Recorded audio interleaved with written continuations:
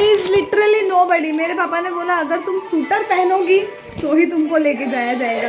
Plus मेरे sweater में jacket में कैप नहीं है तो ये कैप दी है। और पापा को मैं लेके जा रही हूँ बाय द वे मंदिर। सो हम जा रहे हैं मंदिर वीरवाड़ी। सो यार लेट्स गो। एक बार मैं टोपा पहन लूँ, पापा अप्रूव हो जाऊँ। पापा बराबर कान ढाके लो। ओके पापा।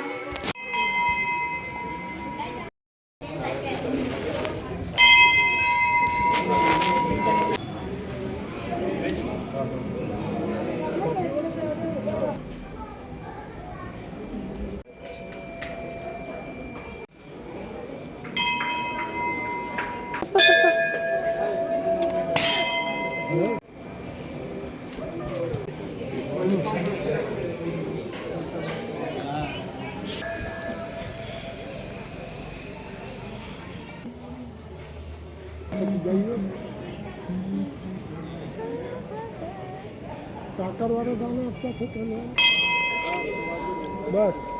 गाइस पापा तेल चढ़ाने गए शनिदेव जी को, क्योंकि पहले हमने लिया नहीं था और अभी हमने फिर से शनिदेव जी के लिए तेल लिया और अभी चढ़ाने जा रहे पापा।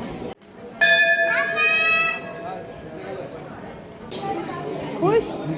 हाँ कितना वाइजा